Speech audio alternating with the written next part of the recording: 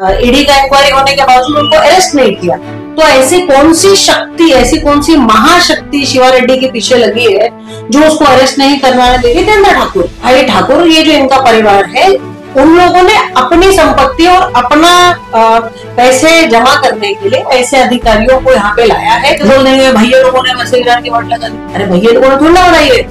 अगर ऐसे बोलेंगे आपका चैनल तो बहुत भैया बनाटी करता है कि मेरा चैनल भैया लोगों के बारे में बोलता है, तो मेरा चैनल सिर्फ भैया लोगों के बारे में नहीं तो भाई ठाकुर के बारे में भी बोलता है बहुत। और इसलिए मैं आपका चैनल को बहुत अप्रिशिएट करती हूँ क्योंकि आपका चैनल सच बता। और उसी रिलेटेड एक मैं सवाल आपको पूछता हूँ कि आपके पिता की 1989 में हत्या हुई थी, उस वक्त आप छोटी थी, उस वक्त का माहौल और आज के माहौल में कितना फर्क आपको लगता है?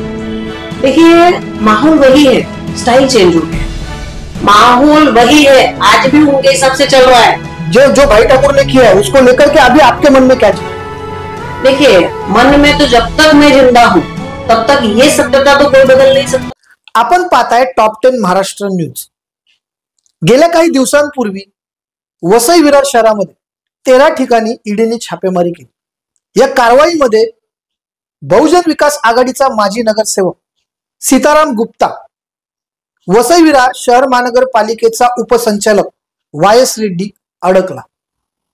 वायस रेड्डी यांच्या घरामध्ये करोड रुपयाचा ऐवज सापडला, परंतु अजूनही वायस रेड्डी याला अटक का होत नाही, याच्या मागचं नेमका कारण काय काढावं, या सगळ्या विषयाशी चर्चा करण्यासाठी आपण भारतीय जनता पार्टीच्या नेत्या, त्याचबरोबर नेहा दुबे, त्या ऍडव्होकेट देखील आहेत, त्यांच्या वडिलांची देखील 19व्या शतकामध्ये हत्या झाली होती।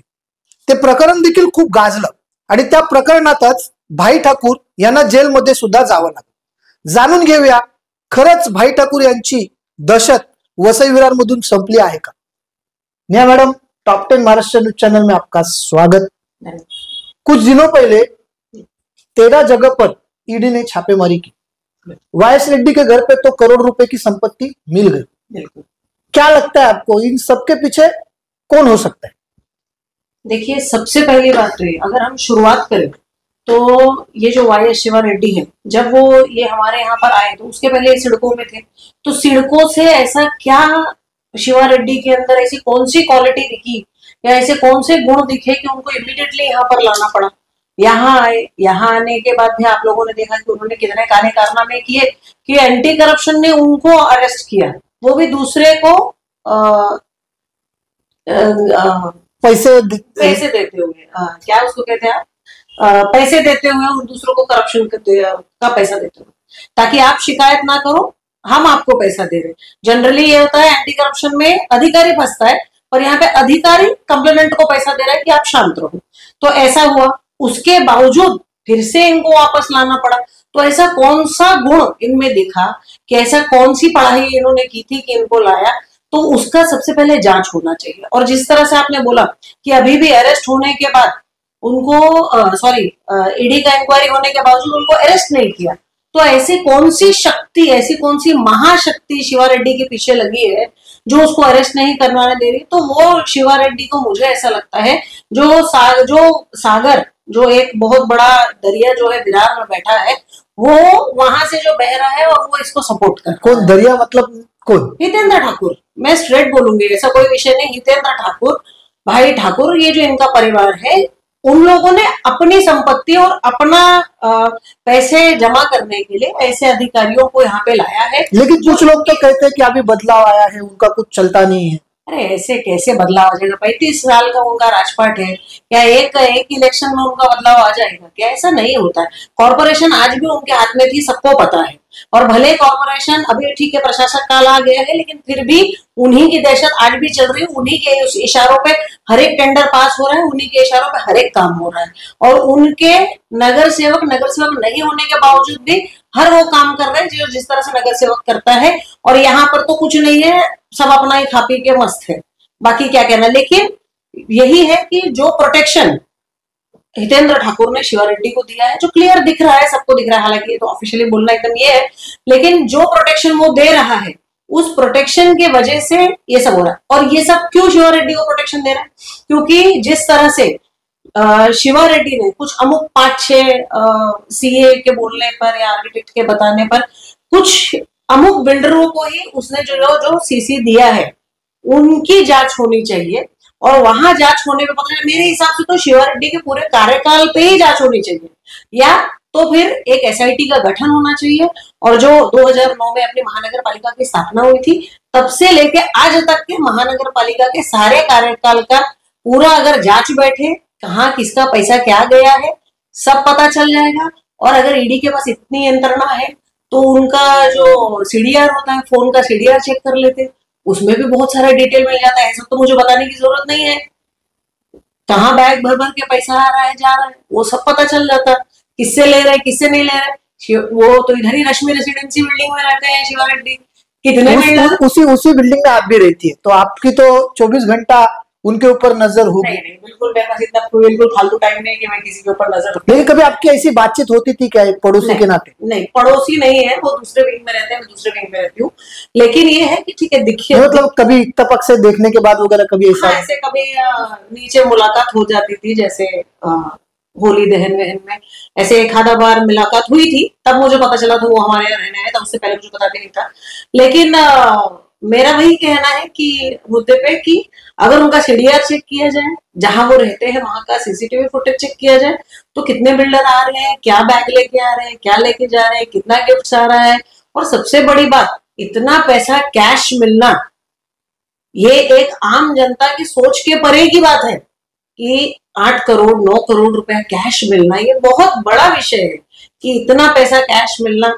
ठीक है, वो बाद में तो कोर्ट का विषय है, कोर्ट में जाके बता दिया जाएगा, एक्सप्लेनेशन दे दिया जाएगा कि भाई मेरे ससुर का पैसा था या सास का था या भाई का था, जिसका भी था, वो तो बात का विषय है। लेकिन इतना मिलना और बाद में वो होना अलग बात है।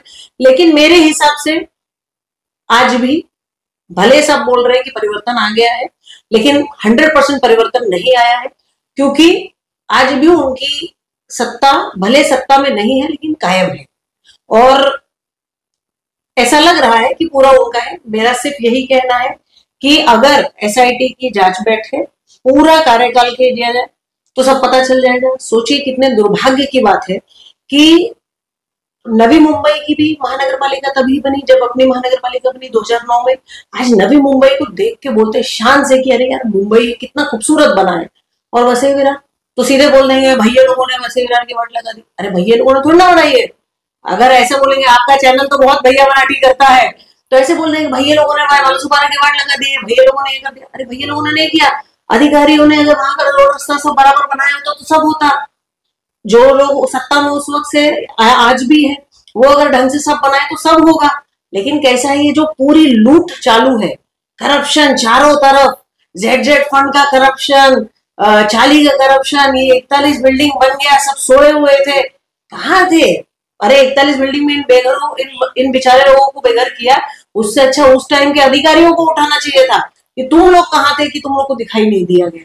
मैडम अभी आपने कहा कि मेरा चैनल भैया लोगों के बारे में बोलता है, तो मेरा चैनल सिर्फ भैया लोगों के बारे में नहीं तो भाई ठाकुर के बारे में भी बोलता है बहुत, और इसलिए मैं आपका चैनल को बहुत अप्रिशिएट करती हूँ क्योंकि आपका चैनल सच बताता है। और उसी रिलेटेड एक मैं सवाल आपको पूछता हूँ, क्योंकि आपके पिता की 1989 में हत्या हुई थी, उस वक्त आप छोटी थी, उस वक्त का माहौल और आज के माहौल में कितना फर्क आपको लगता है? देखिए माहौल वही है, स्टाइल चेंज हो गया है। माहौल वही है, आज भी उनके हिसाब से चल रहा है, माहौल वही है, सिर्फ स्टाइल चेंज हुआ है। तो तभी गोलियां चलती थी, अभी पैसे चलते? नहीं, आज भी आप देखेंगे नाला सुपारा में गोलियां नहीं चल रही है। अभी भी आप देखिए जहां मर्डर केस हुआ, वो एक बच्चे का मर्डर हो गया इधर विरार में 90 फीट रोड के यहाँ पे, वो भी तो गोली से मर्डर हुआ। तो नाला सुपारा में मर्डर होना बहुत आम बात है। लेकिन अब इन लोगों ने अपना स्टाइल जो चेंज कर दिया, जो अपने पैसे से, तो अब इन्होंने क्या कर दिया, हर जगह पे पैसा, हर जगह पे पैसा, वो हर जगह पे पैसा दे दे के वो लोग काम कर रहे। सोचिए ना, मैं वही आपसे बोल रही थी कि जो नवी मुंबई और वसई तालुका की जो है ये दुर्भाग्य है। आज आप सोचिए कि टेंडर पे पूरी अपनी वसई विरार महानगर पालिका चल रही है। एक निजी सवाल आपसे, ठेके पे, सुनिए पहले, ठेके पे अपनी पूरी महानगर पालिका चल रही है, हर एक चीज का ठेका चल रहा है। अगर कल को कुछ गलत होता है सीधे उसका ठेका रद्द हो जाएगा। जनता का पैसा वेस्ट हो रहा है, आम जनता जो टैक्स दे रही है उनके टैक्स का वाट लगाया जा रहा है, क्योंकि उनको पता है कि मेरी नौकरी जाएगी, होगा क्या। हर एक चीज ठेके पे चल रहा है। इंजीनियर ठेके पे है, अधिकारी ठेके पे है, हर एक चीज ठेके पे पर है। इस पर कहीं ना कहीं विपक्ष का भी रोल दिखाई दे रहा ना, क्योंकि विपक्ष ने इस चीज के ऊपर कभी आवाज ही नहीं उठाई। नहीं, देखिए आवाज उठाते हैं, लेकिन विपक्ष की आवाज जिस तरह से आपने कहा दबा दी जाती है। अब वो जो भी विपक्ष उठता है उसकी आवाज किस टेक्निक से लोग दबाते हैं, वो तो विपक्ष जो आवाज उठाता होगा वही जानता होगा। एक अहम सवाल मैं आपसे पूछता हूँ, बोलिए। आशा करता हूँ कि इसका आप उत्तर भी मुझे देंगे। बिल्कुल, बोलिए। 2 दिन पहले भारतीय जनता पार्टी की एक तिरंगा रैली वसई में हुई, जिसमें आमदार स्नेहा दुबे जी मुझे मिली। मैंने उनसे एक सवाल किया और वही सवाल मैं आज आपसे भी पूछता हूँ। बोलिए ना। वसई विरार शहर महानगर पालिका ने 550 करोड़ और 450 करोड़ की एफडी तोड़ी। हाँ। तो इस विषय पर मैंने उनको पूछा कि आपको मालूम है क्या। पहले तो उन्होंने मुझे सवाल का जवाब ऐसा दिया कि मुझे मालूम है, फिर उन्होंने घूम फिर कर मुझे जवाब दिया। उन्होंने मुझे ऐसा कहा कि आमदार क्षेत्र महानगर पालिका के क्षेत्र में नहीं आता जी। तो अगर वसई विरार क्षेत्र के जनता ने बदलाव कर एक आवाज उठाई, भारतीय जनता पार्टी को जीत कर दिया, तो ये उम्मीद तो नहीं है ना लोगों को। तो इस विषय पर आपका क्या उत्तर है? देखिए, मेरा ये कहना है कि सबसे पहले तो ये इतना बड़ा अमाउंट तोड़ना नहीं चाहिए था, और सिर्फ आमदार नहीं, हर एक आम जनता जो टैक्स पेयर है, जो यहाँ से घरपट्टी भर रहा है, जो भर रहा है, वो सबको, हर कोई इसका जवाबदेह है। उसको उसका जवाब चाहिए कि आपने हमारे पैसे का किया क्या। तो हम बहुत जल्द ही, आपने जो विषय बताया है, इस विषय पे मैं खुद आरटीआई, मेरा पर्सनल आरटीआई करके पूछूंगी कि आपने पैसा क्यों तोड़ा है, ये एफडी महानगर पालिका की क्यों तोड़ी है, और इस एफडी का कहाँ पैसा यूज करेंगे। हालांकि देखिए, आपको पता है कि हर एक कॉर्पोरेशन क्या करता है कि, या फिर अपने, मैं अगर अपने महानगर पालिका पे बात करूं, तो वो लोग अपने है ना जो अकाउंट्स रहता है ना, बड़ा अच्छे से मैनेज करते हैं कि ये एक अच्छे चीज को, आपने देखा होगा यहाँ पे एक अच्छे सर्कल को इन लोगों ने तोड़ के दोबारा सर्कल बनाया। अच्छे रास्ते को तोड़ के दोबारा रास्ता बनाते हैं, तो मतलब वो फिजूल खर्ची है। लेकिन वो आपको खर्चा दिखा देंगे तो उसके बाद आप भी क्या ही कर पाओगे। तो वो जब आप, मुझे पता है, जब मैं सवाल करूंगी तो वो बोल देंगे हमने ये किया, हमने वो किया, हमने ऐसे किया, हमने वैसे किया। वो हमारे पैसे का सत्यानाश हो रहा है, लेकिन एक्चुअली में हमारे पैसे का सदुपयोग होना चाहिए, ना कि दुरुपयोग होना चाहिए। लेकिन डेफिनेटली इस पर मैं सवाल तो करने ही वाली हूँ। एक आखिरी सवाल आपको पूछता हूँ। पूछिए ना। आपके पिताजी की हत्या हुई जी, भाई ठाकुर काफी समय जेल में भी रहे जी, रहा। हाल ही में टाड़ा ने उनको बाइज्जत बरी किया। तो अभी आगे की कोर्ट की लड़ाई आपकी कैसे चल रही है? जो भाई ठाकुर ने किया है उसको लेकर के अभी आपके मन में क्या चल रहा है? देखिए, मन में तो जब तक मैं जिंदा हूं तब तक ये सत्यता तो कोई बदल नहीं सकता कि मेरे पिता की हत्या हुई है।